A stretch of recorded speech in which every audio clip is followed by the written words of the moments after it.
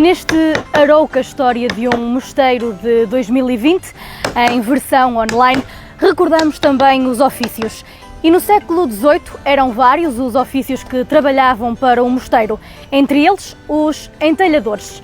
A arte de entalhar é aquela que domina o Sr. Júlio Leal de Passos de Ferreira, que está aqui em Arouca a mostrar um bocadinho da sua arte.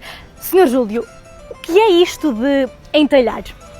Entalhar é uma forma de pegar num bocado de madeira e depois transformá-la naquilo que nós entendemos que chamamos de arte, naquilo que eu entender que quero fazer com ela. Portanto, no fundo, é para transformar um bocado de madeira em arte.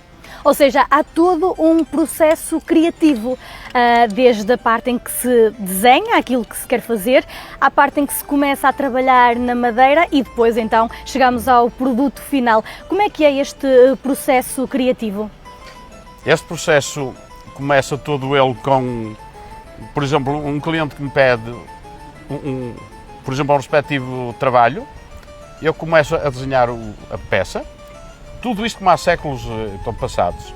Eu desenho a peça e de forma que o cliente também goste e depois começo a transformar esse desenho em madeira, pondo na madeira e começo a trabalhar com as goivas, esculpindo a madeira, a ganhar as formas até que o cliente apoie aquilo que eu estou a fazer de um modo geral que goste e que esteja, portanto, o serviço para finalizado nas melhores condições e eu dando sempre a minha parte, a minha resposta sempre como um cunho pessoal. Um cunho pessoal e dando o máximo a isso, não é?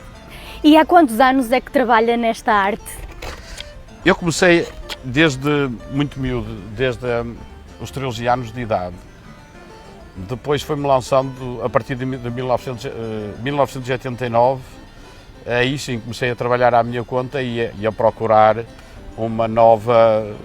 novos conceitos de clientes, de trabalho e também procurar com isso também novas ambições de fazer novos trabalhos. Uhum. O facto de ser de Passos de Ferreira, que é a capital do móvel e, portanto, é uma zona onde se trabalha muito a madeira, influenciou a sua chegada aqui a esta área? Sim, de facto, influenciou muito porque eu venho de uma região como é conhecida pela capital do móvel e então, no meu tempo, o pessoal que tinha a minha idade, os jovens da minha altura, eram todos, ora era para marceneiro, construindo móveis, ou era fazer ornamentos para os móveis, chamado entalhe. Ora, eu fui para entalhador quase como, portanto, obrigatório. Eu fui obrigado a isso, porque nem era isto que eu até queria. Isto já são outras coisas. O que é que queria? Eu queria trabalhar em compor para televisões, tudo que dizia a respeito de fios e também eletrónica chamava-me muito e eu gostava muito disso.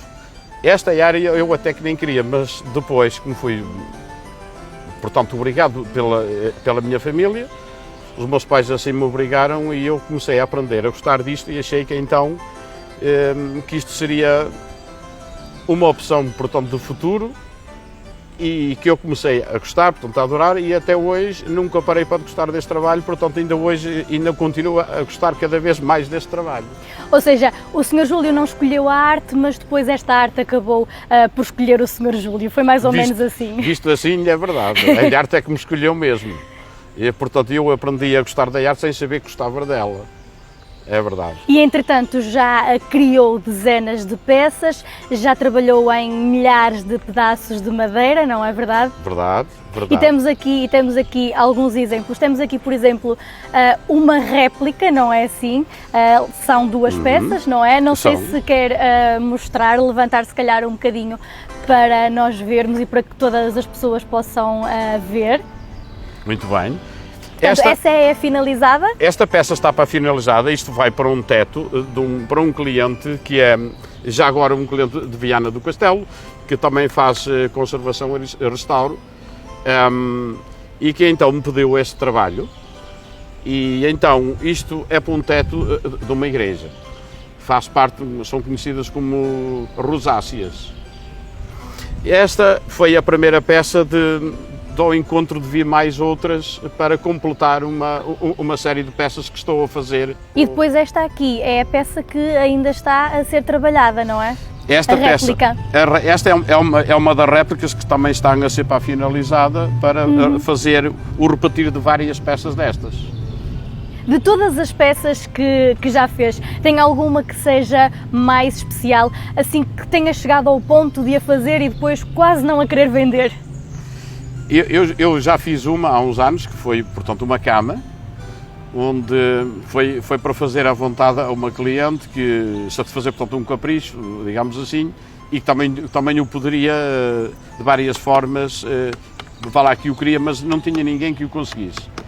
Ora, eu também foi, portanto, um orgulho fazer para mim aquele trabalho, porque foi, além disso, um desafio muito grande. Esse foi um dos primeiros trabalhos que me deixou muito... que me deixou pena deixá-lo ver partir. Essa cama diz-me muito, mas entretanto, pelos vários anos até hoje, há muitas das peças que, se pudesse, eu ficava com elas e não as vendia, mas todas elas têm sido muito bem especiais para mim, principalmente as peças que executo de raiz, desde a concepção para o desenho até a entregar ao cliente. Portanto, aquelas que envolvem um trabalho criativo mais profundo. Exatamente. E então essas sim dão muito mais prazer do que estar a fazer peças às vezes, que eu chamo às vezes para banais, portanto para mim. Eu dá-me mais gosto de fazer. Como tenho, por exemplo, este crucifixo, por exemplo, que está aqui à frente, é uma peça que foi feita para Reis para uma cliente também, já agora para o Brasil, e amei muito fazer esta peça e se pudesse, eu ficava com ela, mas não posso, porque pronto, eu tenho também para satisfazer, também para, neste caso, também o cliente que me pediu este trabalho. E esta peça aqui já está finalizada? Já, só falta apenas finalizada em termos da minha parte. Agora só falta mesmo fazer, dar-lhe aqui um bocado aqui de cera neutra, para fazer a conservação apenas à madeira e só isso.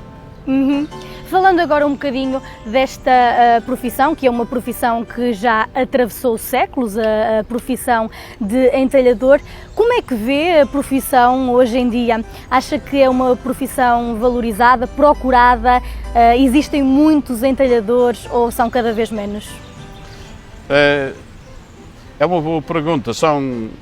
Infelizmente são cada vez menos, devido a razões que eu próprio fico triste com isso, mas devido aos tempos em que nós vivemos, em que nos apresentam hoje em dia arte, peças, portanto, banais que são simplesmente em plástico e outros materiais que não têm nada a ver com arte, mas que são vendidos como arte. Ora, e isso é barato na mão para muitas pessoas, portanto, e as pessoas hoje levam para casa isso como sendo arte. E muitas delas, ainda bem, que não se deixam entrar para por aí. Mas daí quem perde é sempre o artesão, portanto profissional que trabalha nesta área, que poderia ter uma maior mão de obra, ou melhor, angariar muito mais trabalhos e com isto ter mais gente a trabalhar ainda na arte. Mas eu também estou em crer e penso que é melhor ter poucas pessoas e boas do que ter muitos e maus, portanto eu acho que, pelo menos na minha parte, acho que estou para realizado quanto a isso. Sinto a pena de que muita gente compra arte chamada arte falsa, que não vê o processo para de um artesão, e isso, a parte mais bela que pode haver é quem compra conhecer portanto, o artista desde o início até a entrega do seu trabalho. E é por isso que diz também que as suas peças são todas muito baratas comparando com o trabalho, com a arte que representam, não é? Sim, eu costumo dizer que as minhas peças e todas as peças de um artesão para profissional, nunca se deve perguntar o preço, porque estas peças não têm preço. Eu diria que elas são todas baratas, porque não há dinheiro que pague a arte. E quando me perguntam o preço, eu digo sempre que é tudo muito barato, e eu acho que o modo de definir a arte em termos de preço é essa. Acho que as pessoas, quando compram, que amam a arte, não perguntam o preço, desejam a peça. E é isso. E para terminar, onde é que as pessoas podem encontrar o seu trabalho? Onde é que lhe podem fazer um pedido de um capricho, eventualmente também? Olha, podem-me encontrar no meu ateliê, que se chama Oficina de Talho e Escultura, ou então Ateliê Júlio Leal. Podem-me encontrar através também das redes sociais, como Ateliê Júlio Leal. Na minha página, eu tenho uma página profissional do Facebook com esse nome mesmo. E até através do Instagram com esse nome mesmo. Portanto, hoje nas redes sociais, quem quiser pode-me facilmente contactar e chegar ao meu ateliê. Eu sou o Padre Passos de Ferreira. É lá que está o ateliê. E é lá que está para o ateliê. Sr. Júlio, bem próximo aqui a esta linda terra. É verdade. Sr. Júlio, muito obrigada e continuação de um bom trabalho e um bom regresso a Passos de Ferreira. E ficamos assim a conhecer mais um ofício do século XVIII, a arte de entalhar.